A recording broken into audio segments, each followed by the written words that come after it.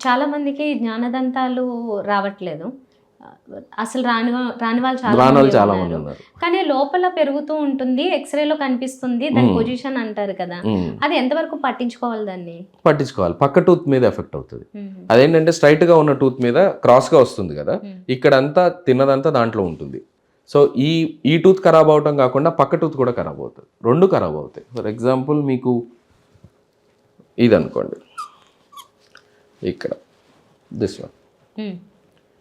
ఈ టూత్ ఉంది కదా! హ్మ్. దీని పక్కన ఇది పట్టుకొని దీన్ని పుష్ చేస్తూ ఉంటారు. హ్మ్. ఈ ఏరియా ఈ టూత్ కింద నుంచి ఖరాబ్ అవుతది.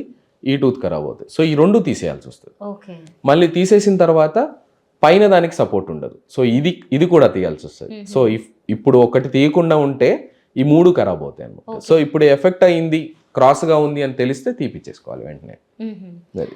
నేను చూసాను ఒక పర్సన్‌కి ఇలాగే ఎక్స్‌రే తీయించుకున్న తర్వాత జ్ఞానదంతాలు బయటికి రాకుండా ఇలా హారిజాంటల్‌గా పెరుగుతూ ఉన్నాయి.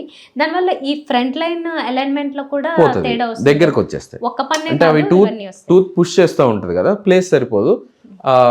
స్ట్రైట్‌గా ఉండాల్సినవి అటు ఇటు తిరుగుతూ ఉంటాయి. ఓకే. ఇది ఎన్నాళ్ళు టైం తీసుకుంటది? మనం ఎప్పుడు దీని గురించి కేర్ తీసుకోవాలి? అంటే పట్టించుకోవాలి? అది ఇంపాక్షన్ అంటున్నారా? అదే టూత్ హారిజాంటల్‌గా ఉండిపోవడం అంటున్నారు. అది పట్టించుకోవడం అంటే ఏ ఒక్కసారి ఏజ్‌లో? ఆ టూత్ వచ్చేది 17-25 ఇయర్స్ మధ్యలో. జ్ఞానదంతం అనేది 17-25 సంవత్సరాల మధ్యలో వస్తది. ఆ టూత్ మధ్యలో ఏమన్నా ఇబ్బంది ఉందా ఆ టూత్‌కి? లేదు అంటే జనరల్ చెకప్‌లో ఏమన్నా బయటపడిందా? బయటపడితే తీపిచ్చేసుకోవాలి. ఓకే. అంతే. ఇప్పుడు ఫర్ ఎగ్జాంపుల్ 40స్ తర్వాత తీయించుకోకుండా అలాగే ఉన్న వాళ్ళకి అప్పుడు చేసి ఉపయోగం ఉందా? లేకపోతే ఆళ్ళు అలాగ వదిలేస్తేనే అండ్ డిపెండ్స్ అగైన్ మళ్ళీ డిపెండ్స్ అది. పేషెంట్ విల్లింగ్‌నెస్ ఉంటది మళ్ళీ. పక్క టూత్ ఏమన్నా ఇబ్బంది ఉందా? ఆ టూత్ వల్ల ఏమన్నా ఇబ్బంది ఉందా? లేదు కొన్ని టూత్ ఏంటంటే ఈ పార్ట్‌లో లాస్ట్ పొడుగు టూత్ ఉంటుంది. కెనైన్ అంటారు. ఆ టూత్ ఏంటంటే కొన్నిసార్లు ఇంపాక్ట్ ఉంటుంది. అక్కడే ఉండిపోతది. ప్రాబ్లమ్ ఏమి ఉండదు పేషెంట్‌కి. 40 అయినా 50 అయినా అలాగే ఉంటారు వాళ్ళు. అట్లేం లేదు. పేషెంట్ ఇబ్బంది ఉంది అనుకుంటే తీయించేసుకోవడం బెటర్. ఓకే.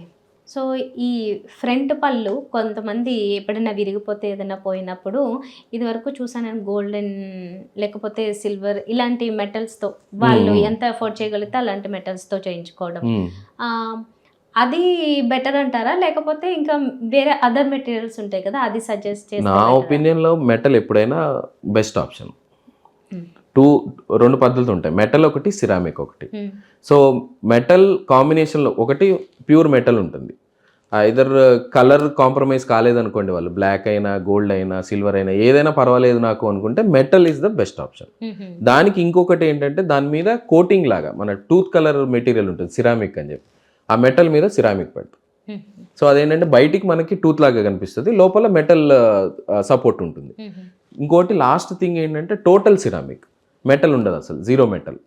సో, ఆఫ్ చేసుకునే దాని ప్రకారం ఉంటది. ఓకే. లైఫ్ దేనిది బెటర్ ఉంటుంది? ఏదైనా ఒకటే మెయింటెనెన్స్. టోటల్‌గా పేషెంట్ మెయింటెనెన్స్. ఏదున్నా గానీ 32 పళ్ళు పేషెంట్ మీదే డిపెండ్ అవుతాయి. ఆయన ఎంతవరకు మెయింటైన్ చేస్తాడు ఏంటిది అనేది. ఓకే.